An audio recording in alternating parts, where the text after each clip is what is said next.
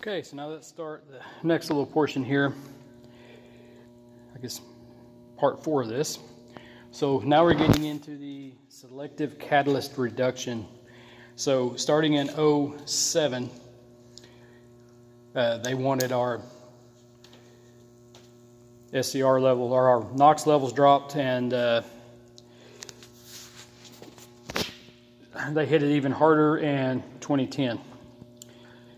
So by 2010, even though some manufacturers are using it before, like Cummins over in Europe, it became pretty apparent to engineers that SCR was the way to go, so selective catalyst reduction. So let's look at kind of how that works now to get the NOx levels on down. So we had our DPF. We got a decomp tube here in the middle that I'm going to get to further into this. So we're coming into our DPF, coming out into our decomp tube, and then we have SCR here is this third can, and then our exhaust coming out. And this will be continued onto a muffler, tailpipe, all that. So in this SCR, we've got a special catalyst inside there. That's why it's called selective catalyst reduction. That catalyst allows this to work at a lower temperature, because in diesel exhaust, we said our temperature isn't as warm as it is in gasoline engines, and the further away from the engine you get, the lower the exhaust temperatures get. So by the time we got to our SCR, after our DPF, we sometimes didn't have enough heat to fully do selective catalyst reduction or NOx reduction, so we had to put that catalyst in there, a special catalyst that's inside that can there. There's precious metals in there, there's platinum, I think maybe just a little bit of, anyway, some different metals that allow this chemical reaction we're going to talk about here in a minute to happen better and happen at a lower temperature. Okay, so remember, we had this where we're oxidizing nitrogen. So NOx is what we call that, oxides of nitrogen coming out the exhaust, and the government said we've got to get rid of that, it's a bad emission. So we had to come up with a way to undo that. We could lower the levels with EGR and the other things we talked about, turbochargers, aftercoolers, whatnot. We could lower the levels of the NOx a little bit, but we couldn't undo NOx. So to get something down to 1% or of a gram, so basically a 99% reduction in NOx, you got to undo that thing that you did to cause it in the first place, because NOx is not natural, it's a byproduct of carbon-based fuel.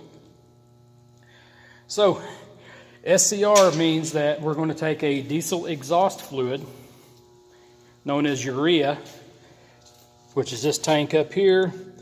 It's easily identified with a blue cap on it. It says DEF. Okay. Inside this tank is diesel exhaust fluid, which is an 33% urea, 33 1/3, 66 2/3% water mixture. Ironically, it's the same mixture of fertilizer, but it's basically the same thing as fertilizer you put on Bermuda grass. So the farmers got mad when we started using diesel exhaust fluid, because the price went up to fertilize your Bermuda grass. So anyway, we got a tank here. We've got a pump inside here. You can hear it running when we turn the key on. Okay. We're pumping this diesel exhaust fluid out this small hose here. Run it through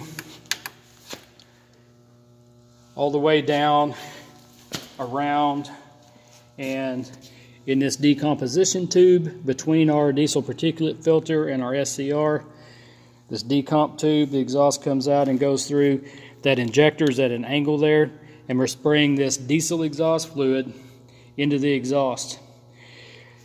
This decomp tube mixes it inside there. It's like a swirling thing to get it mixed really good with the exhaust that's flowing through. So this diesel exhaust fluid is mixing with the exhaust, and it's making ammonia. Now the reason we went with diesel exhaust fluid, we could have just put an ammonia tank on there and had ammonia. Ammonia is pretty expensive.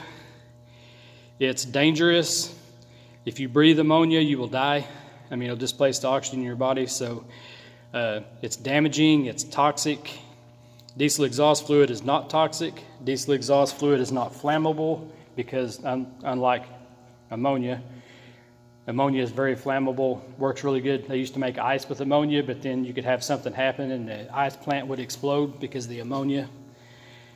Old air conditioners were ammonia, the first ones we used, and once again, you could get a leak in your air conditioner with that ammonia and you could like kill people that didn't know it had a leak and got too much of the ammonia in their lungs. So anyway, those are all problematic.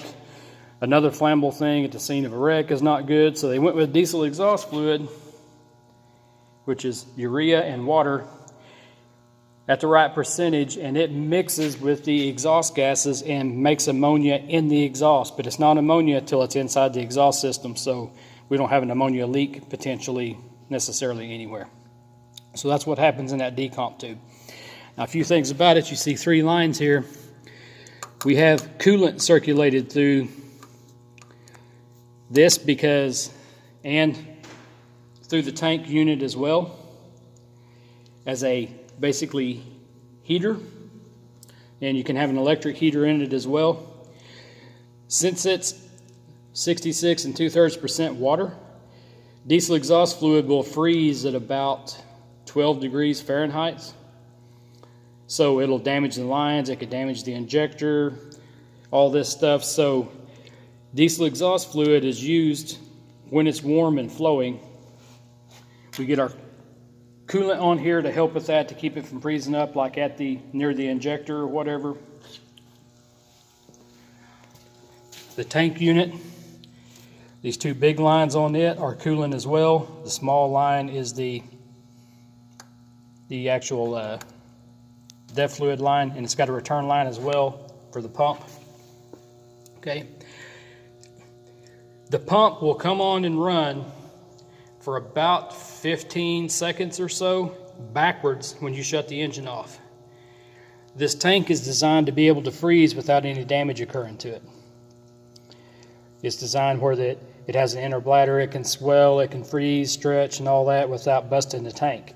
These lines, though, would be destroyed, so would the injector and all that, the pump, if it froze. Because you know what happens in the wintertime, if our pipes freeze, stuff gets split and cracked, and then we have problems. So when you shut this off, anything with SCR, you will hear the pump come on and run, but it's actually running backwards, and it's pumping all the DEF fluid from the injector line all the way back and pumping it into the tank where nothing is in these lines so they won't freeze.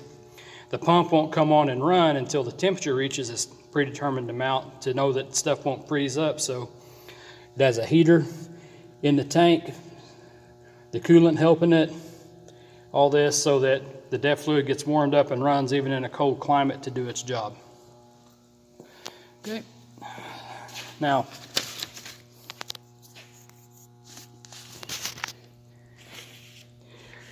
DEF fluid goes bad. It has a short shelf life, so always look at the date and make sure you don't buy old DEF fluid. It gives us problems because it loses its ability to do its job, so we get a inefficiency, SCR inefficiency code then, because we know it's pumping fluid. We're not seeing our change, which I'm going to get to in the next video over the sensors. So anyway,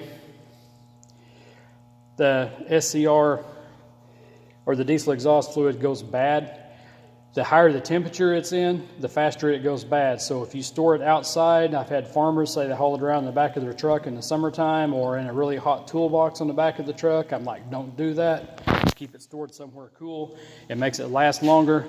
It goes bad. There's a deal in the chapter that explains with so many degrees of temperature above 80 degrees, the DEF fluid goes bad this much faster. So don't buy it in large volumes unless you're going to use all that. Always get it somewhere where there's a high turnover rate if you're having it pumped into your tank. And be sure that it's a good quality DEF fluid. It's not old.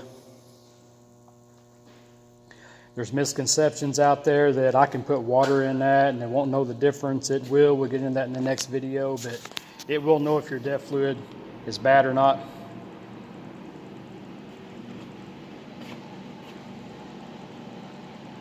As far as how much DEF fluid you use, you might want to know that. It's generally 1 to 4%.